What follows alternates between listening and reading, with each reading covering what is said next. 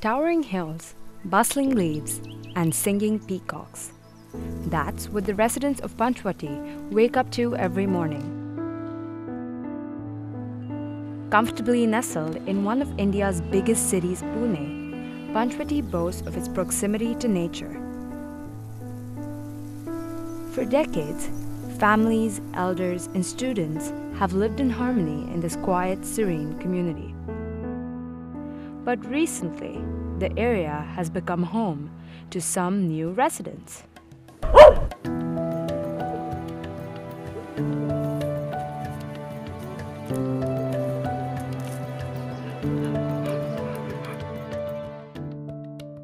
This city, like so many others in the developing world, is struggling to deal with a growing population of stray dogs.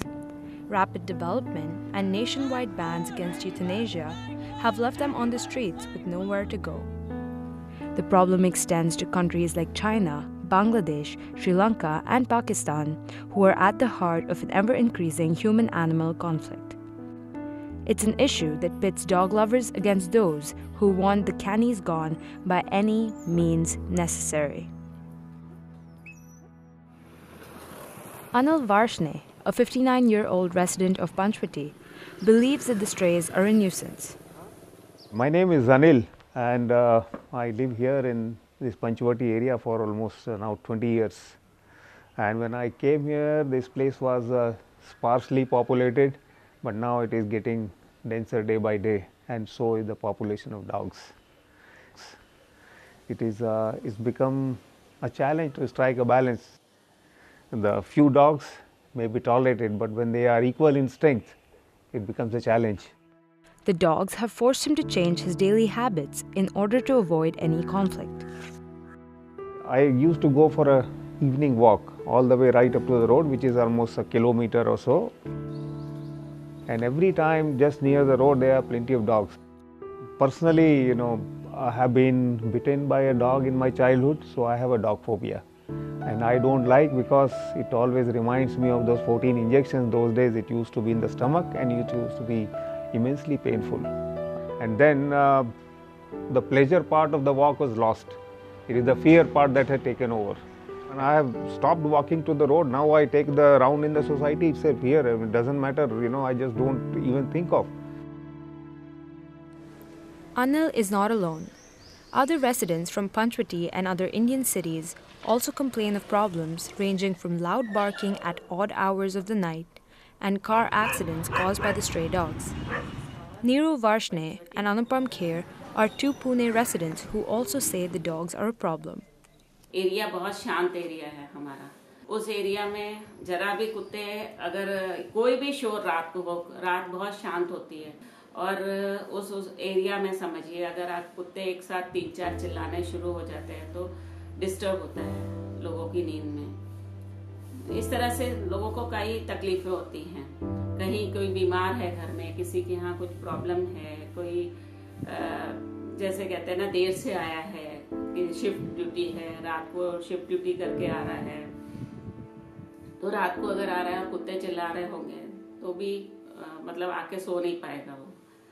I used to work in the night shift, okay, so when I used to come in the night times, there are 15 to 20 dogs, they are sitting around, and whenever they hear a noise of the bike, any sound, they used to attack you. They used to run towards your bike, and you won't be able to face them. And I've met 2 times with an accident, so this is not good. And even I had to wait for 1 or 2 hours that the route gets clear or something should happen, because I can't do anything. I want to go to my home, right? After working 9 hours, what should I do? While the dogs are merely a nuisance for some, for others, they can pose a real danger. Across India, there have been an increase in dog attacks with 15 million people getting bitten every year. In Pune alone, there are an estimated 35 dog attacks per day. In fact, while reporting on this story in Pune, 1-year-old Maneet Gadikar was mauled by a stray dog while playing in the courtyard of his house. He was rushed to a local hospital where several surgeries had to be performed to repair his torn eyelid. In addition to the physical pain and scars, the incident placed a huge financial burden on the family. Maneet's father, Anna Gadikar, a government worker who doesn't have health insurance, is struggling to pay the $2,000 hospital bill. Actually ते जे relative आहेत आता actually रिलेटिव्हवर पण कोणाकडे पैसा नाही सध्या त्याच्यामुळं मी मग एक तर ते कोणातरी लोन काढावं लागेल किंवा मग काही सोनं असेल तर सोनं गहाण ठेवावं लागेल आणि त्याच्यावरती ते पैशाची गरज भागावं लागेल. In this one Indian city, Pune, there are approximately 3 million people and 400,000 strays on its streets. Not only do these dogs potentially harass residents and sometimes attack, they can also spread disease. The Pune Municipal Corporation revealed that 20 people died of rabies in 2017. The father of the 1-year-old that was attacked by a stray dog says that the government should do more to prevent such dogs from roaming the street. आता माझ्या मुलाला चालेल पण दुसऱ्या मुलाला म्हणजे even कोणालाच होऊ नये अशी माझी अपेक्षा आहे. त्याच्यासाठी प्रशासनाने म्हणजेच महानगरपालिकेने त्याच्यावरती लवकरात लवकर उपाययोजना करून असे फिरस्त्या कुत्र्याचा लवकर बंदोबस्त केला पाहिजे. Angry residents across India have taken the problem of stray dogs into their own hands. There have been reports of dogs being set on fire, poisoned, or dragged behind vehicles. Action for Animals Against Cruelty and Trauma, an animal welfare NGO in the city, receives over 1,000 cases of brutality towards animals every month. But other concerned residents suggest euthanizing unclaimed dogs in shelters, a measure used by developed countries like the US and the UK. However, India tried euthanizing dogs for centuries, yet the number of dogs and rabies deaths continued to increase. Experts believe that this is because of India's poor garbage collection. With abundant sources of food, strays are able to survive and reproduce above the rate at which they were euthanized. Faced with the futile race to euthanize stray dogs, in 1995, India directed local governments to adopt a vaccination and sterilization policy with the hopes of curbing the stray population. A female stray dog and her offsprings can produce 67,000 puppies in only 6 years. Thus, sterilizing even a single stray can have a large impact. But local governments are failing to implement this policy effectively due to low funds and corruption. Dhanashri Bhise, an animal lover, was instrumental in setting up Pune's birth control program before she decided to work independently. She shed some light on the reasons behind the program's failure. See, the central government of India has mandated that every corporation, every city's corporation is supposed to conduct the animal birth control program in their own cities. She notes that the city's government only partners with NGOs that provide sterilization services at the lowest cost. While it takes a minimum of $25 for each surgery, the government is only willing to pay $10 per dog. There is no way you can do this in that kind of money. So where would they be cutting corners? They are going to be cutting corners on either equipment or sterilization, because each set of instruments that you use must be sterilized. They're going to be cutting corners on something like this, or the drugs that you use, or the painkillers that you give, or the antibiotic that you give. Or then they have to fudge the numbers. So they have to say they've actually operated 2 dogs when they've only done 1. So they're getting 1,200 for 1 dog pretty much, which is what makes it happening. If they're doing that, it is only because they're not getting paid enough. It's really sad because the only person who suffers is the dog. Dhanashri decided to quit and work privately instead. She partnered with Deepa Bajaj, another woman entrepreneur, to start a private sterilization clinic for strays. Their NGO, Canine Control and Care, performs more than 400 surgeries monthly, none of which are funded by the Indian government. We started from the premise, every time you walk on the road and you see so many of these strays all over the place, and people try to feed them, try to do this, but that's never ending. I mean, in the sense that you have so many stray dogs and so many stray dogs that is, as many as you try and rehome, reshelter, feed, it's never enough. The only solution is to sterilize. Although government-funded sterilization programs exist, they are not as effective as NGOs who receive private funding from corporations. When you are doing it for the government, like you're working with the PMC or with the corporation, they have so many rules and so little money that they give you for it. It is never enough. So you're basically doing more harm than good, because if in a bunch of 10 dogs, if you just sterilize one out of those 10 dogs, everybody else is still going to go on producing, and the WHO says that you need to control 80% of the population. Private funding helps NGOs achieve much more in a limited period of time. CCC is funded by the Bajaj Group, a $1 billion corporation in India. So you have a lot of these agencies, the volunteers and other NGOs that actually do this. But then they have limited resources because they don't get funded by the government. So they bring the dogs to us, and we do the sterilization for them completely free, and the anti-rabies vaccine which we give to every dog, and whatever treatment is required for that dog, and we do that. And we hand the dog back to the volunteer. Aside from sterilization programs, other initiatives aim to help injured strays, some of whom have suffered attacks from angry residents. Rescue Charitable Trust is an NGO that is trying to protect animals from such brutality. Founded by Neha Panchamiya, the organization works towards vaccinating and providing medical services to injured strays. Animal rescue itself contributes greatly to reducing human-animal conflict.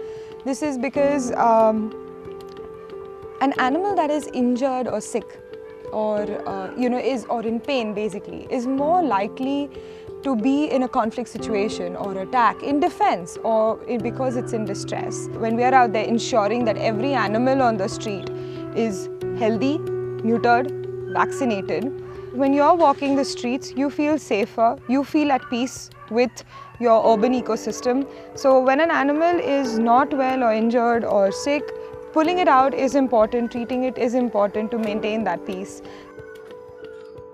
A lot of societies contact us, that there are people who are having issues, the dogs are chasing, sometimes attacking the kids, those kind of situations. Now, I think everyone needs to rewind back to the core of the problem, why the dogs exist. Street dogs have existed in India for thousands of years. First and foremost, we need to remember that the population has increased because of humans, not because at the rate the dogs can multiply. They've been multiplying at that rate for very many years, but the numbers have gone up because urbanization has gone up. Urbanization has gone up, which means more people, more garbage, more dogs. In addition to treating injured animals, Neha and her team are also conducting rabies vaccination drives across the city. Fiona Elavia, one of her employees, believes that the spread of rabies is at the heart of the human-animal conflict. The main issue is rabies. That's the scariest one as of now, because I can tell you last week itself we had some 7 to 8 cases of positive rabies reported at rescue. And we conduct rabies tests, so we know that that was definitely rabies. And now it's come to a point where there is daily 1 or 2 cases reported for rabies, which is very, very scary, because it is the only disease that can transfer from dogs to humans and has no solution, has no treatment. You will die if you contract it, if you don't get yourself vaccinated. Rescue volunteers successfully catch and vaccinate 50 to 100 dogs every day. But Fiona believes that a larger scale effort is needed to really make a difference. But the ideal would be to take the city of Pune, divide it into grids, if we get the funding for it, we would like to complete grids within 3 to 6 months, because that's the heat cycle of a female. Finish up at least 90% of the dogs in that area. That means doing more than 3,000 to 4,000 dogs every month. But taking on animal rescue and sterilization is not an easy task for NGOs like CCC and Rescue. One of their biggest challenges is being able to catch the agile dogs for vaccination and sterilization.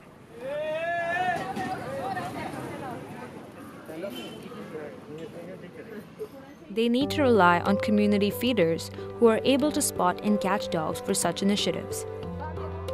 One such community feeder resides in Panchvati. Poonam Kumar, a psychologist by profession, has been feeding the 45 stray dogs in the area for the past 8 years. The 4 paws, I could not manage with just 2, so I had to have 4. I always loved animals. I've grown up with animals in the house. I've always had dogs, and I've always fed dogs. For me, the look that the animals give me when they see me, because they know that I love them, the reciprocation that I receive from them, the wagging tails, they jump, they play around me, they are happy around me, and I see happy, fed, healthy souls around me. I think that gives me happiness. And that is why, just to say that, oh, I feed animals, oh, I look after animals, is a very small part of a bigger picture, which is I love them. And I think when you love something, you give all your heart to it. The dogs in Panchvati are skittish with strangers and sometimes aggressive. But they respond to Poonam because she feeds them daily. Hi, Amy. Hi, Patu. Hi, Snow. Hi, baby. This makes it easier for her to catch them, and she has taken it upon herself to sterilize and vaccinate them. When I shifted to Panchvati about 8 years back, I saw about 12 dogs around my house, and everywhere I would go there were dogs, and none of them were sterilized, even though some of the people were feeding them. I started spotting them, I started counting them, I started making an Excel sheet with their names. I was doing it individually for a very long time till I realized or met people who were also feeding, who also cared, who were also talking about animals in the area. And not only have I involved all the people who were interested in doing in a team, but also I'm trying to create a second line of interested volunteers who will carry on the work after us. So, because animals will come and go, humans will come and go, but the work should not stop. Riya Patil, a 21-year-old college senior, is one of Poonam's volunteers who is spearheading this informal program. As an animal lover, she believes that it is her responsibility to ensure the well-being of the dogs in the neighborhood. Every dog needs a home, it needs that love and care. And just because they live on the streets, it doesn't mean that I feel less of that love and care for them. The same amount that I feel for my dogs at home is just what I feel for them, because that's just the way I feel about dogs. I have 2 pet dogs at home and 2 cats. Apart from that, I've adopted 14 strays in the area, which I feed and take care of their medical needs or any other issues that they have. So I got this tattoo very recently. It's basically to signify that it's a helping hand for every dog. I feel like a bond between a human and a dog is more natural than any other bond, even between 2 people, because when it comes to a relationship with a dog, it's never about a give and take. Like, all they do is give things to you. There's nothing that they take from you. Like, when it comes with humans also, there are always conditions to love, to take care of each other, but a dog is just there for you. Whenever you need it, all it has to give you is love, and that just helps you get through anything in life. And in the past 2 years, I've been through rough phases, and it has just helped me a lot having these dogs around me. So it's just a remembrance for every dog that has been a part of my life and will continue to be a part of my life. But for residents like Anil, these community feeders are a part of the problem. You can choose the house, but cannot choose the neighbor. And neighbor becomes a reality. And you always ask them and they say, no, this dog is like my child. Well, that may be your child, but your child is not my child.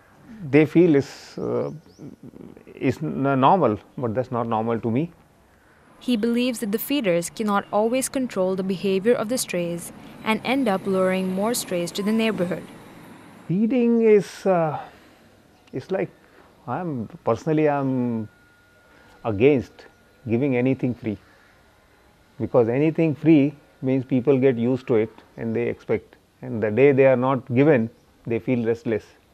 You know, they may chase cars, they may chase people, they may bark at you, they may howl, But people who don't like dogs, they just refuse to kind of understand the reasons behind this behavior. You need to try and understand why they do it. And part of the reason why we feed them and take care of them is to reduce that, so that they feel that there's someone around them who loves you, and they'll stop, chasing you. Or even when you're feeding them, it becomes easier to catch them, to take them in for vaccines, so that rabies stops. It becomes easier to stop any kind of mal behavior on behalf of these dogs. Obviously, there are a lot of other costs involved. There are costs involved of the gas that gets consumed cooking this for them. There are a lot of utensils that we need to buy because they keep breaking them, tearing them apart. And every day it takes about 2 hours to prepare the food and then an hour to feed them. That's just the food. Apart from that, because they're living on the streets, they are prone to a lot of injuries, a lot of other skin diseases, rabies and stuff like that. So getting their vaccinations done, getting them to the vet, taking care of all their medical needs is really expensive. Despite such costs, the strays hold a special place in the hearts of some Pune residents. Shabu Sheikh and her family live in the slums of Pune and are struggling to make ends meet. But she still saves money to feed and vaccinate the strays in the area because they're more than just dogs to her.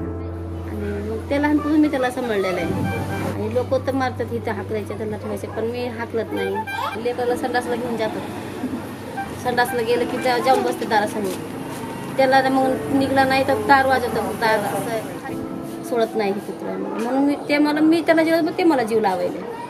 But residents like Anil believe that these community feeders are insensitive to the problems of scared residents. And for the people, those who are feeding, they also must realize the challenges of others. Unless I feel the pain of somebody else, I cannot support. So first the pain has got to be felt. To address such community conflicts, Neha Panchamiya says that feeders should take several steps to act responsibly.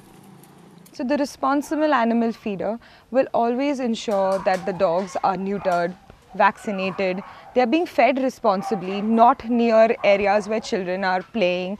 That's especially because dogs do get territorial about the areas that they sleep and feed in. A responsible animal feeder will take the time and effort to ensure that that animal is coming to them, feeding, allowing them to touch. Because what happens is, if person just goes out and throws food on the road, that's not necessarily a good thing, because what is happening is you're promoting the free-range feral behavior of that dog, and you're ensuring that the dog that is skittish, non-human friendly, is thriving. She says that feeders should be more sensitive towards people who are not animal lovers. I respect all kinds of people who like animals, people who don't like animals, and people who are neutral. What I don't respect is people who are cruel to them. So I think people also, as people who love animals, we also need to be very tolerant about people who don't like animals, people who are scared of animals. I think it's unrealistic sometimes for people to expect everyone to be kind to animals. Let's be okay with the fact that they're not being cruel to animals, that they're coexisting peacefully. Because, we're talking about interspecies here, people and animals. Most people can't even tolerate other people. While the city still has a long way to go, Puneites are taking measures to educate themselves about the issue and increase their sensitivity towards street dogs. Usually whenever you see an animal on the road that is injured, maybe one person out of 10 will be affected, and not even that at times, to stop and reach out and make a call and ask for help. But we've often seen that when we go there, once we've reached there, 20-30 people reach there out of curiosity and ask us questions about what we do, why we do it. And the next time, out of those people, at least half of them may be affected enough to stop and reach out to us and know what to do in such a situation. In the last year alone, there have been 11,500 reports online. 11,500 people in Pune have taken the effort to open their smartphone, go on our website, click the button, take a picture and reach out to us, not just call us. And that level of empathy that people have got in the city now, that they are reaching out to us, taking that effort, waiting with the animal until we get there, is something that is amazing, because usually, I mean, you'll see an animal on the road and most people will just walk away. But the problem is too large to be solved by community efforts alone. Most NGOs and local residents are demanding for large-scale government intervention in garbage control, sterilization, and vaccination. We have no garbage mechanisms in Pune. Right now, most of the dogs survive on simple and pure and simple garbage, because we throw away so much food.